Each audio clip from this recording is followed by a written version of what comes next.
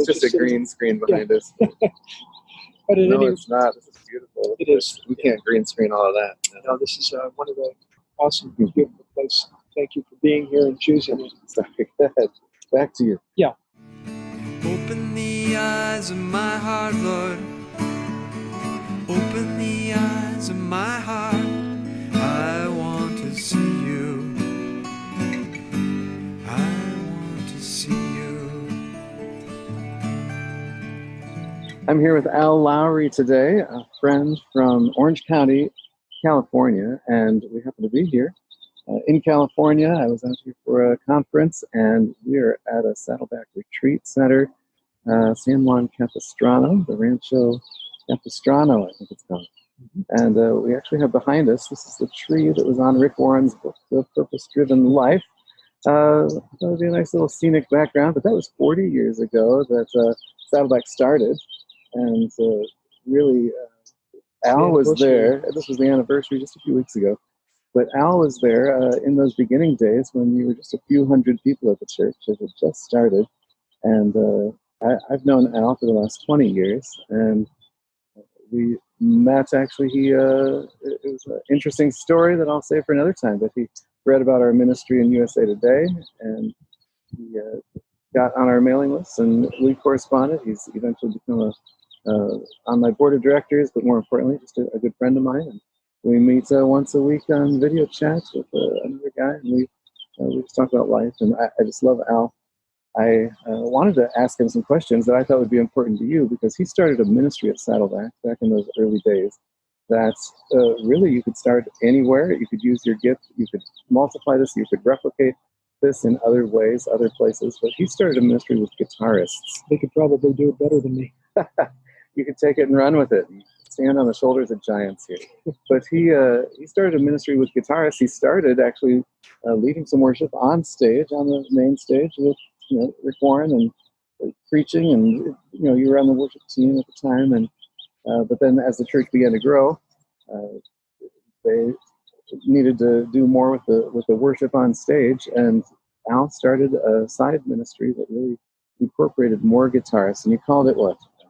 Guitarists in God, or GIG is the into God, Guitarists into God, and GIG. And so he was able to mobilize a lot of these people who have musical talents, but who may not be on the main stage, and he was able to use their gifts. And so I just want to ask him some questions about how that worked, how that got started, how that grew over the years, how it blessed people, and how you might be able to take some of these tools to use your gifts, not only to use your gifts, but to use your gifts to help others, really rally them to use their gifts.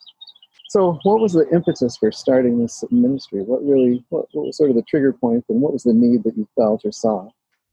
I would say the trigger point was that I was in the earliest days of worshiping.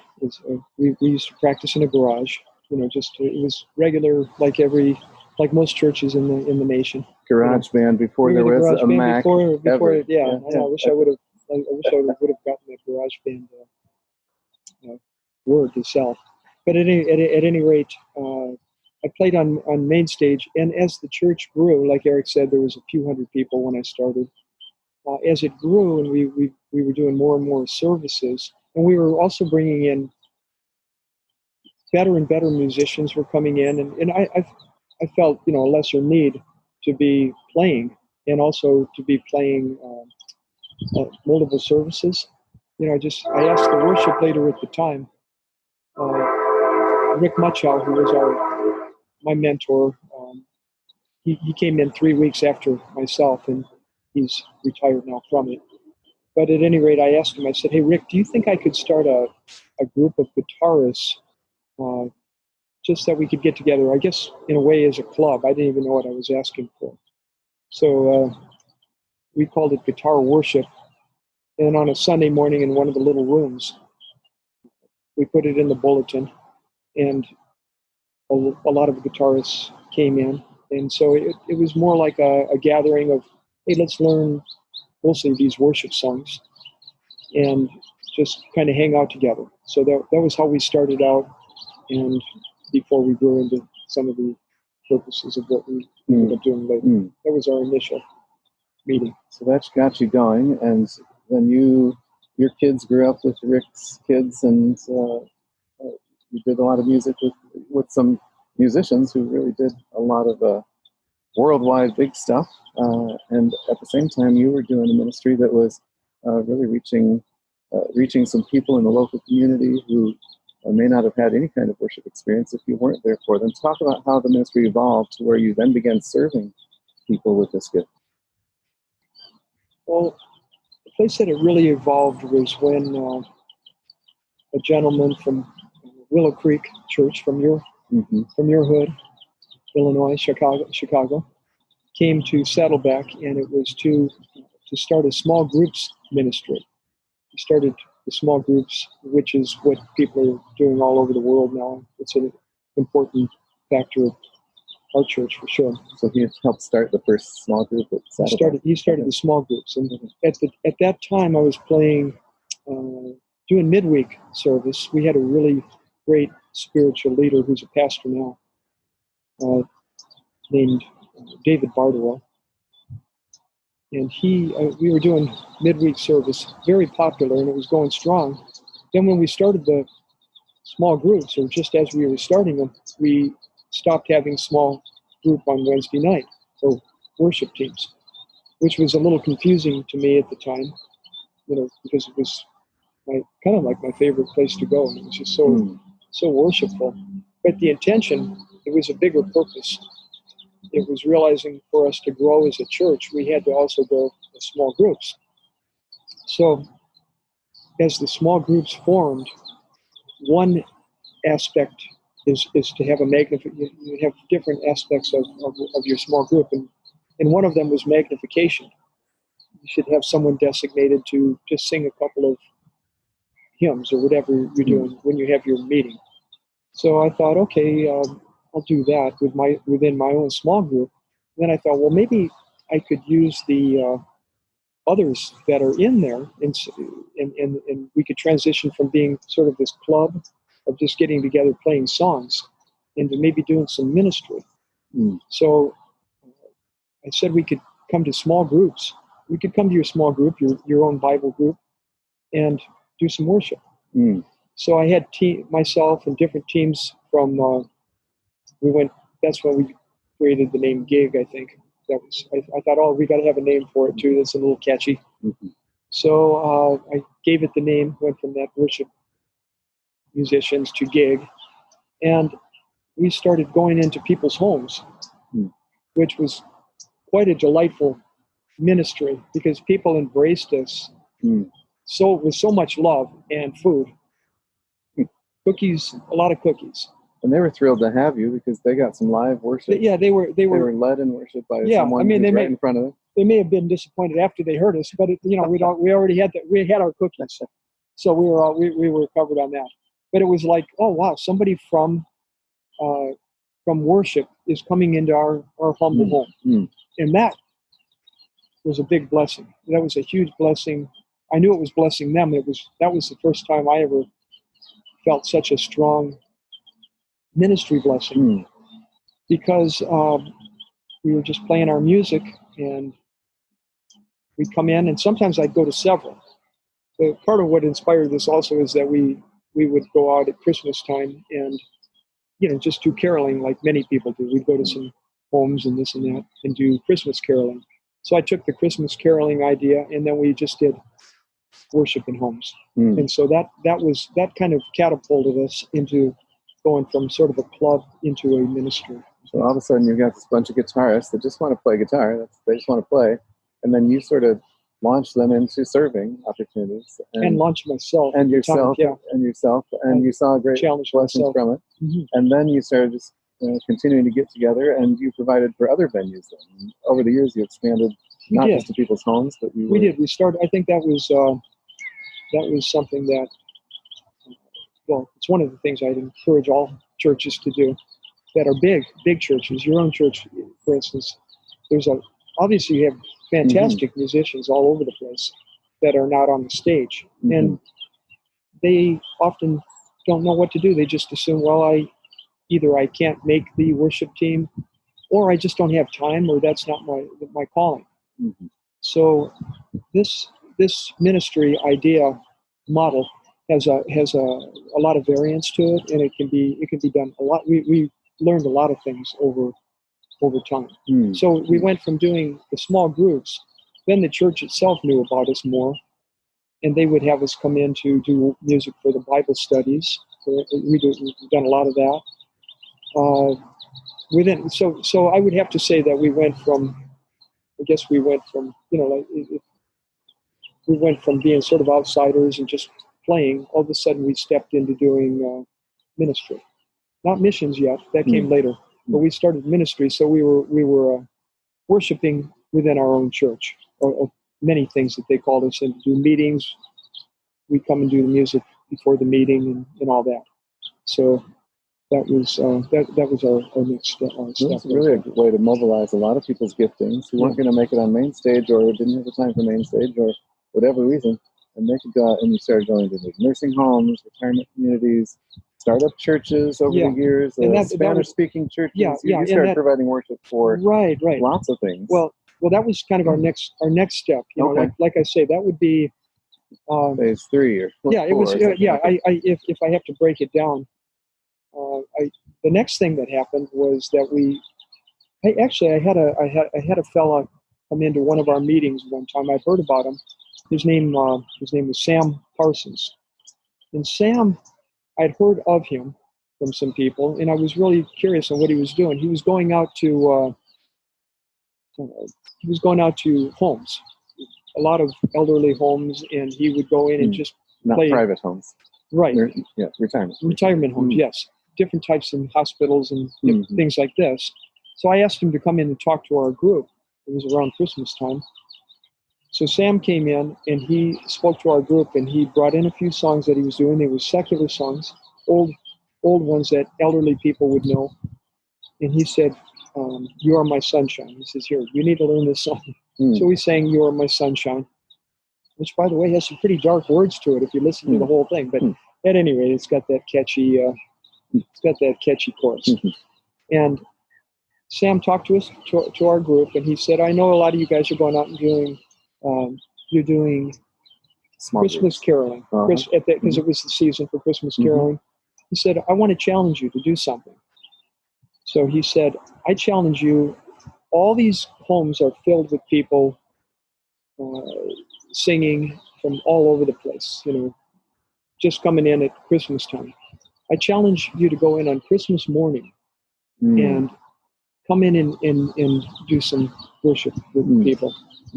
He said, "You're going to find that all the crowds are gone. It's quieted down. They're going to be maybe eating sandwiches. It's a whole different groove, a whole different thing." So some of the people from Saddleback, they went and sang at a facility, and when they reported back, they were ecstatic with how joyful it was. For their own, it went a little earlier. You had asked me maybe the first time that I remember being so blessed. I was feeling different ones, but then I thought, wow, something outstanding happened. That there was a connection, there was a click. That was just from their reporting of it. It wasn't even you playing it. It was exactly as Sam had told us.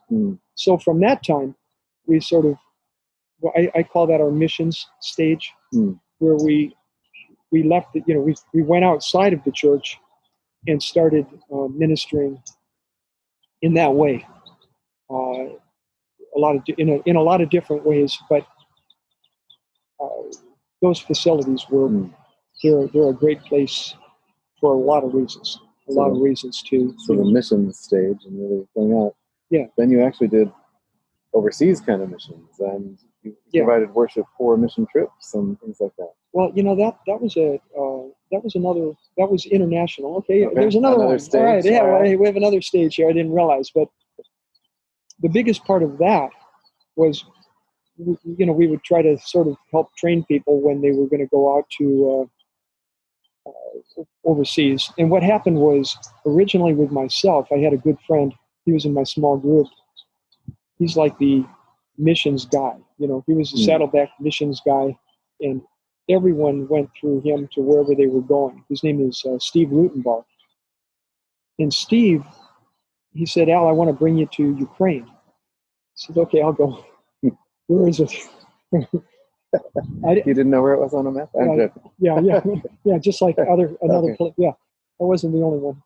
But at any rate, and he said, I'd like you to, can you get a couple guitars and bring those to donate? First you play them when you're here, when you're there, and then we leave it with one of the churches. So I got a couple donated to us, and I went there and I did it. We actually brought a lot of kids with us. It was the first time that they brought children over there, and children were ministering. And we went to, we just traveled all over the place, and started in Kiev, and then we went to many places, and hospitals and schools and orphanages. And when we were finished, I left those guitars, and that actually started another ministry with us of me realizing just the value of the guitar itself, especially when I was overseas, and they just so embraced it. To be able to have a guitar, they even didn't have to be a great guitar, but I met one guy, his name was Dimitri, a young fellow. He was staying at one of the homes we were at. He was a good guitarist. He was all self-taught, and it was just what was in his head. It was like, wow, this style, where would you even learn this? I don't know, because he just created it. But he had this little wooden guitar that he had built. It's just made out of like plywood. And I think I left a guitar with him. But that started a ministry that of just using the guitar itself. So what I started to do when I got back to Saddleback, I said, hey, I want you to, when I would tell people, we'd like to have you in our ministry. It's a guitar ministry, but we like people as well. So I'd like you to, look under the bed, get your guitar, dust it off, bring it in, and resurrect playing. You played 25 years ago, and that guitar's been under the bed. So I'd rather, we'd like you to be here, but if you don't want to do it, then give us your guitar. And I started using the guitars, and so you had a guitar ministry, not just playing them, but giving. We would get. And then you started training people on guitars. And even now, still you're. Yeah. Talk about what you're doing now with the kids. Well, the thing that I'm doing now is, I've hit that kind of mentoring stage. That mentoring is just a nice word for you're old. We don't really want to see you on the stage anymore. That actually doesn't fully happen, but it does happen in some ways and shapes and forms in churches. And I want to see young people on stage, young, energetic, enthusiastic people. But we were blessed because in our ministry, you don't really grow out of it. There's a lot of people that say you need to have mentors, but where do you get the mentors and find them, and how do you connect things? We were already in place. We evolved. Yeah, so I do believe in evolution. We evolved into being able to help other people. So what I do now is this is a personal thing that I do, but I have some of the people from the ministry helping me, and I'm trying to grow that. The model that I'm working on right now is at what we call the Peace Center, and it's really the heart of the church. I believe, to me, the Peace Center is my church right now within Saddleback, and it feeds people. It's a feeding place, so people come for food. They come to find out, for tutoring, for people that maybe don't have a lot of funds, and they'll come in there for some medical things and that. So I went in there and I asked my friend Stacy was heading it up at the time, and I asked her, could I do tutoring only with guitar? You're already doing tutoring with some of the other classes. So I started a guitar tutoring for the kids that want, basically whoever wants to come. And I've got kids that come in, and then I also have the people that are donating guitars. So I get guitars to the kids, and it's a ministry that just sustains itself. I've never, in all the years, what age kids are these? The kids are well, it's varying, and I'm still experimenting it. I've got a kid that just started this Monday, who's a second grader, And generally that would be on the young side. Mm-hmm. But the parents, right now, I just brought him in. I just gave him a guitar. I showed him a little something. It turns out he was kind of prodigious on instruments. That the parents were from they're from Iran. So I don't even know if they're saved or any. None of this is important at this stage. It's just love to the community. And so he's a second grader. Generally it's people that are probably like fifth grade through high school is probably. And you provide guitars just for the night for the kids, or you send them home with the kids? I send them home. And then the kids come back for the lesson, and for the family comes back for food, or you lose it. Well, we lose. We lose a few guitars along the way, but it's part of ministry. It's not. It's just things that probably maybe they're in the right place. Originally, we had sort of a complicated system of.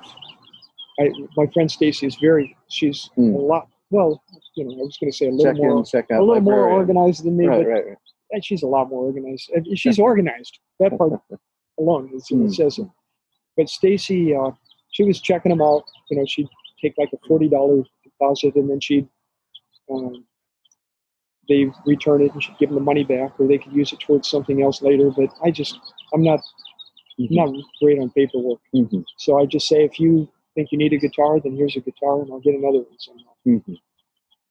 Talk about the practical mechanics. If someone was to start a group, like how often do you meet with other guitarists? How do you recruit these guitarists? How do you gather people? What do you do when you get together? Some of the practical mechanics of how you did it. Maybe when it was working ideally, hitting on all cylinders. You know what? There's just it's taken a lot of different shapes and forms, and just as churches have different shapes and forms, I think that the model of everything we do might not be relevant to some churches. Now, some churches, one church that I play at fairly regularly, I drive past Saddleback Church to get to it. So I drive past what's probably the biggest church in the area, and I go up to the canyon, up to this hill. There's like the highest place probably in South Orange County where you can see everything. And there's an old chapel there. And so I minister there. If they have 50 people attending, that would be a pretty big group. So a church like that, if they were to have they still could have the ministry, because you could have the people we sort of alternate to do worship. It could be just whoever happens to be a musician within that church. They could have a meeting. They could just say, okay, we're going to meet once a week. We now meet once a month. I think more frequency is actually, if you really want to develop things. In the past, you were more once a week. Yeah, there were times we got did together that. and wrote songs together. We practiced worship songs. Yeah, we've had the whole. Yeah, we've had times when we had an offshoot of our ministry. We called it Songcrafters. And we would even make, we made CDs. We made a Christmas album a couple of times. And it's just amazing. There's just people that can write songs. So maybe they don't play an instrument at all. Some of the people were poets or various types of people. There was one of the little girls that she sang one of the songs that you used with the. I wrote an instrumental piano song, and one of the people in their Songcrafter groups put some words to it, and her daughter sang on it, and you guys used it in a mission raising money for the Ukrainian orphans, I think, right? Yeah. So the Songcrafters was really a nice little offshoot that tapped into some other gifts, and when you would make an album, it wasn't like all of you playing at once. It was like one singer, one songwriter, and you helped them put music to it, put backgrounds to it, and you helped them get some songs really put together in a polished way. Yeah, and to get on task with what you'd asked me about, what could I think I'll write these ideas down, or you'll do it for your book. It's for your book. My friend he's my writer, so I'll put the task on your hands too. I have some questions for him about writing too. He's going to tell us about writing, but at any rate, each church could do it. It could be their worship team that it could be a part of their worship practice that they could do this. The idea would be, what can we do besides, in its most rudimentary stage, I'd say, what could musicians do that aren't necessarily doing main stage? Because main stage musicians get burned out. There's definitely people with a heart of doing what they're doing, but it's a big commitment. And a as you church know. like you have is a lot of services, a lot of rehearsals, a lot of practice time on your own, and you can get burned out. So to have some volunteer guitarists come in and lead worship for a pastor's gathering, or before a meeting, or for a small group, or for a retirement home, that's a huge blessing to the church, to the musicians. It blesses everybody. Every aspect of it is useful. As far as practical things go, I'm just going to sort of summarize what I've heard you say over the years. You would gather people maybe on a weekly basis. You'd say you had tables outside even on volunteer days, or how can you get involved in the church? And you would just say, hey, we do this guitar ministry, and people would sign up, and they'd come on a Wednesday night or whatever night of the week you would meet, and you would just do worship songs. You'd go through songs that you sang at church normally, and people would learn the instrument. People would be very proficient, and it would just be all kinds of people at all kinds of levels. And then you would and actually that level part, that's actually what I when I had a little bit of a brainstorm. What everyone who comes in doesn't want to be a worship leader, and if you want to do it as an outreach, then you want to keep things, you have meetings that are kind of informal, that maybe just it's like a community thing, where you're just teaching some songs, and people can come in, and that can just be the level that they're at. That's a good outreach in the sense it's soft evangelism, that it brings people in the door. They know where your church is. They know that you're reaching out to the community. You're not just some coven somewhere, So it's an outreach actually to people in your congregation, or people who are in the community, to just come and play the guitar. Yeah, you have to. And then you can build relationships and get them involved in. You want to share the gospel in a natural way. Deal with it in tears, I guess, in a sense. You keep things really soft. If you want to bring people in just from the community, then just say, hey, we got we have this guitar club, this group that is here. And from within that, you can actually, that's what I've learned to do over time. It was important too, not to try to give the whole vision or everything that goes on. Don't try to be all things to all people. Just try to maybe have the gathering there, and then make your own mental or notes to yourself.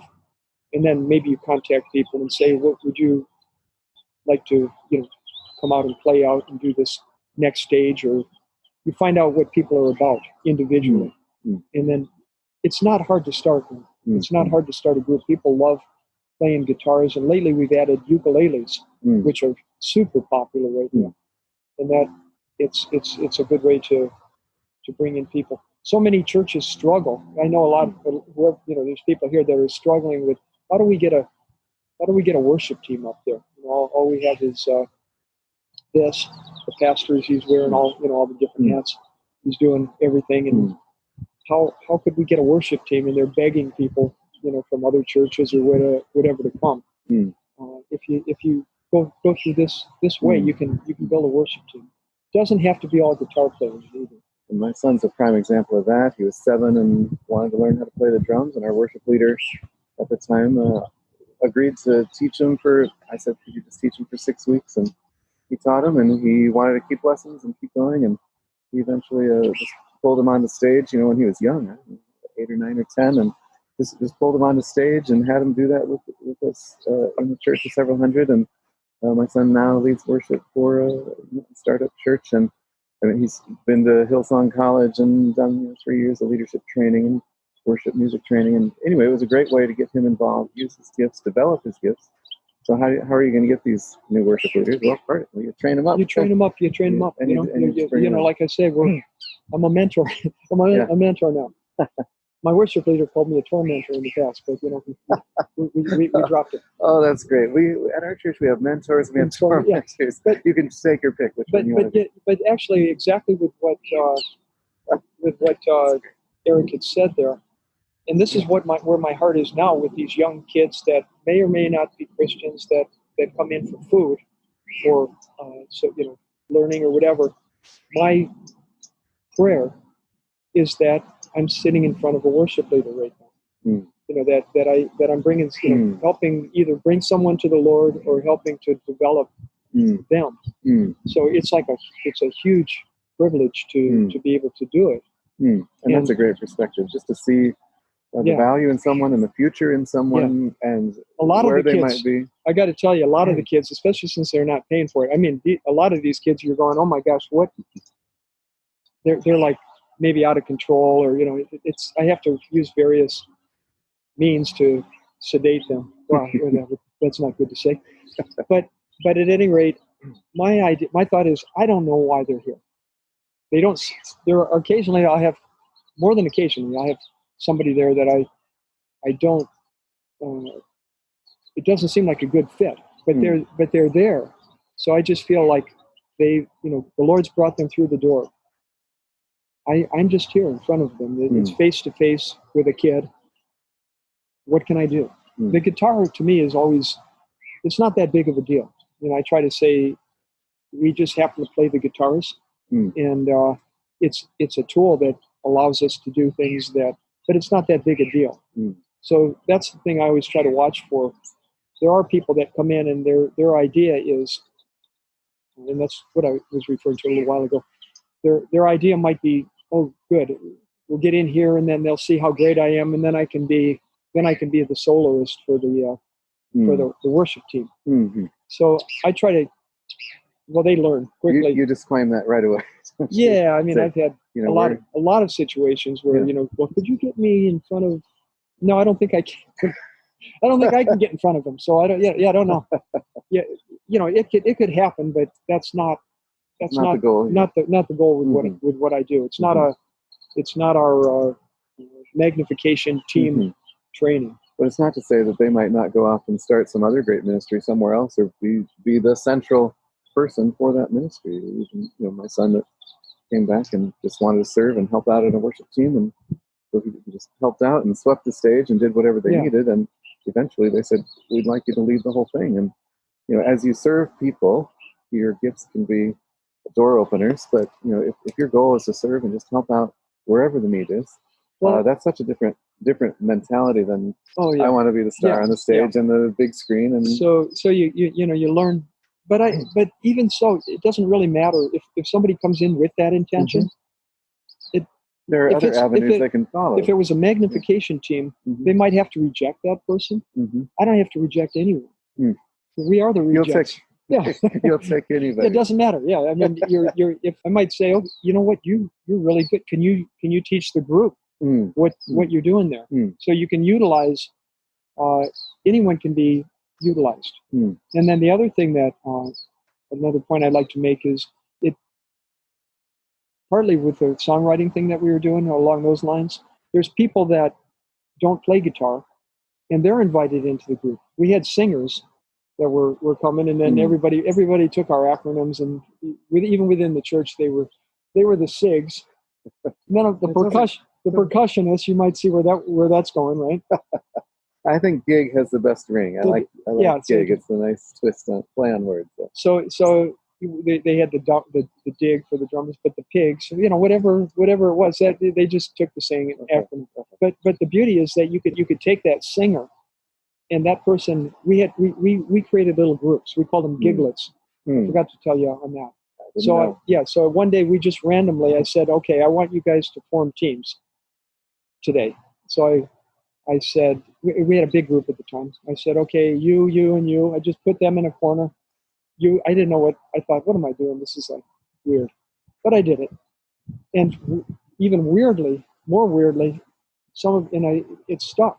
I mean, some of the groups, it actually stuck, even though it was a random gathering. They stayed with those same people, and they went off and did their own thing at a place. They just stayed as a band. Some of them are together now. Any idea how many people you affected over the course of this run? You mean in a good way? Yeah. I affected a lot of people. I probably it might be a balance. No, I don't. What would the group run on a weekly basis, maybe? We've had situations with maybe 30 people sometimes. 30. Yeah, because we would break it into different groups. We had like a beginners group, maybe one time we had a rock and roll group. We had this one guy who they called him the headbangers, and I was afraid we were all going to get thrown out because of the racket that went on from that.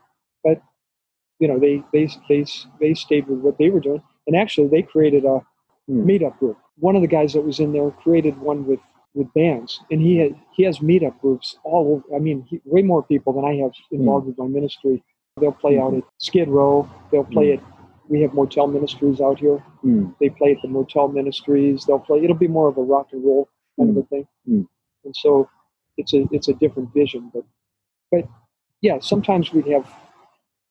Technically there might be a lot of people in it, but I try to break it up. And I've come to find that, if you have 5 people, that would actually be good. Between 5 and 10 people. 5 in a gig. That'd be great. A giglet. You just have to do it. If you have more people, you have to do it differently. Yeah. Now you've described a lot of things, and you're ministering to a lot of people with a lot of guitarists and traveling around the world and doing all kinds of things. So this must be this huge budget that you've got and this huge staff. And what are the budget dollars that you're talking about to pull off something like this? Well, I actually came here because he offered me gas money. We've never. All to say, you're a volunteer. You've not been on staff at the church. No. You have done this on the side. You're a painter by profession and trade. Paint houses, paint buildings, paint rooms, and but you've done all this on the side. It's either your night job or your day job, depending on the venue. Yeah, we literally have never had a budget, so church leaders like that. That's part of the reason I guess we could thrive quite easily. But it's just like everything's accessible. The Lord just provides whatever's needed. People want to play music. People, they want to grow spiritually. They're blessed when they get out into the community. They have instruments or music that's doing nothing that they feel blessed to let you have if they're not using it. So there's really no downside. There's not a barrier here. It's what we're saying. Yeah. If you want to start a ministry like this, find 2 or 3 people and start a ministry like this. It could be complicated, but it doesn't have to be complicated. It could be big budget, but it doesn't have to at all. Yeah. And in fact, that might be even an easier sell to your church, or an easy way to get it started, get it going, and people want to do it. They want to use their time. They want to use their talents. So don't be surprised when you ask people. You may be surprised, and you may be surprised at the talent you get. And, the skill level, and out here you've got people that are highly talented, but just not plugged in because. There's always. This was sort of the joke, but it was true. Even Rick, who my ministry pastor, he turned it over to me, and he just said, "I trust you." He said, "I trust you." And there were various times, like I told you, I had the loud group in, and I thought I might be stepping on some toes here very easily. And so sometimes I'd ask him, I'd say, "Hey, Rick, you'd let me know, is everything okay?" He says, "As long as you don't hear anything from me, everything's fine." He says, "If there was a problem, I would let you know." So you try to manage it. And my goal is not to be a burden on the church. My goal is to help the church to grow. And so churches struggle with finances. It's always a struggle.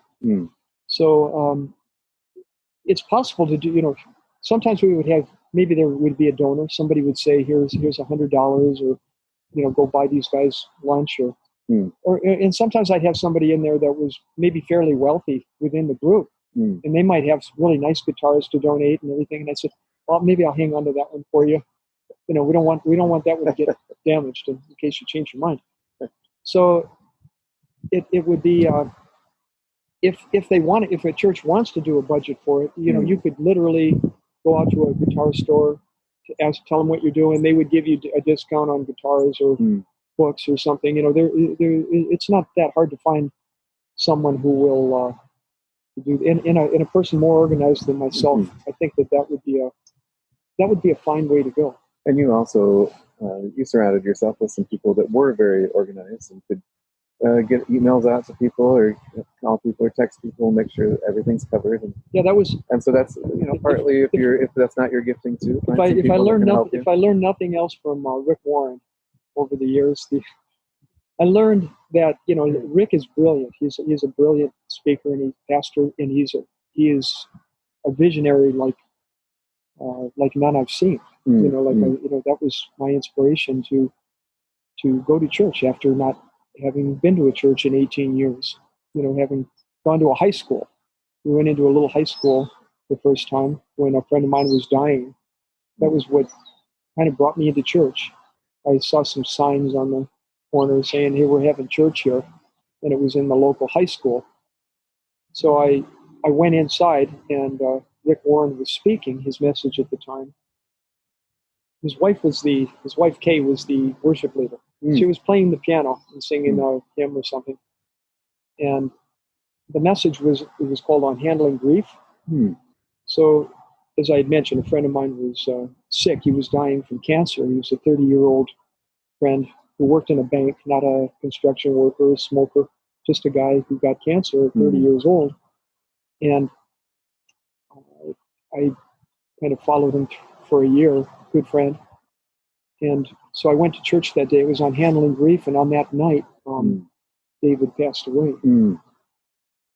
So it was the same story that I have about Rick Warren, and many of you have regarding your own pastor or some message you've heard where God is speaking to you directly. That was my altar call. You really woke up just on that Sunday. Hadn't been to church in quite a while. I literally woke up in the morning and got up, and my wife said, what are you doing? I said, I asked her to get up. I said, get up. And she goes, well, where are we going? And I said, to church. It literally was that. And then she said, well, where? She was not a churchgoer either. She was raised, her mother was Protestant, her dad was Catholic. They kind of went to their own churches, and it was an Armenian church for her. So the kids went and watched Mickey Mouse movies, she said, so she had no concept of the Bible. And I just said, well, we're going to church. And she said, where? And I said, well, I remember there was proximity-wise. I said, I saw some signs saying this local high school. So we went to this high school. There was a banner out there, and we went to the high school, and that was my introduction.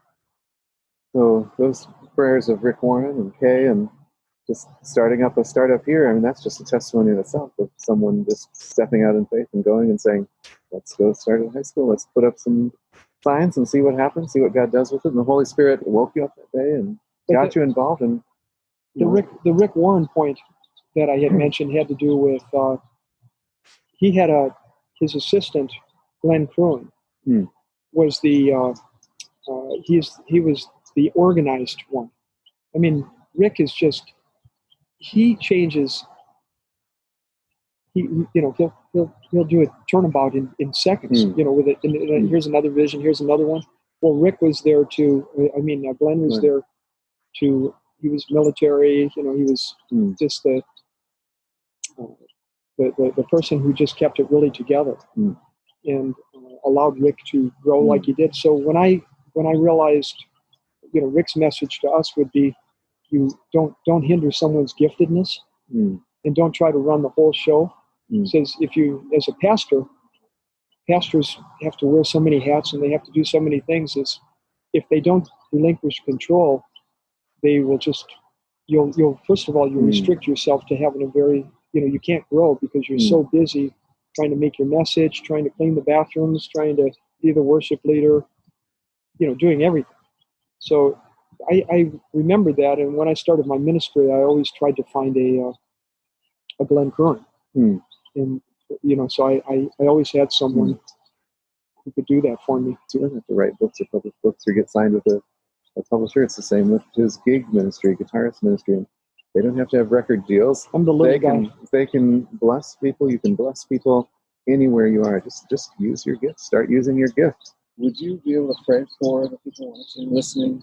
Just pray that they would be able to be inspired in their own gifting, and whether they take this information and use it personally, or whether they use it to spark a group or launch a movement worldwide. Just pray that God would use this time and what they've heard here. That would be great. Heavenly Father, thank you. We can feel your presence right now, just as you're with us, the three of us right now. And I pray that others that are here are being blessed as well. And Lord, I'd just like to encourage, my heart's desire is to encourage small churches that are struggling so much. And Father, we're at one of the largest churches, that well-known churches that people know about. But we started out in the smallest of facilities, just like most of the places that I play in. And Lord, all churches and all hearts are there to just to worship and to bless you, Lord. And it doesn't matter the size of it. It's just, it really does come down to an audience of one, that we are just, we can be small and mighty. And I just like to pray especially for those individuals that might not be on the worship team, and maybe they're looking for a place to serve, that they may be encouraged by some of the ways that we've been able to do it over the years from the sidelines. Because that's where the real ministry happens, is on the sidelines. I just thank you for the opportunity to be here on this beautiful day. Bless it all in Jesus' holy name. Amen. Amen. Thank you so much. Thank you for taking the time, and thank you for being my friend. Pleasure. Thanks. Open the eyes of my heart, Lord. Open the eyes of my heart.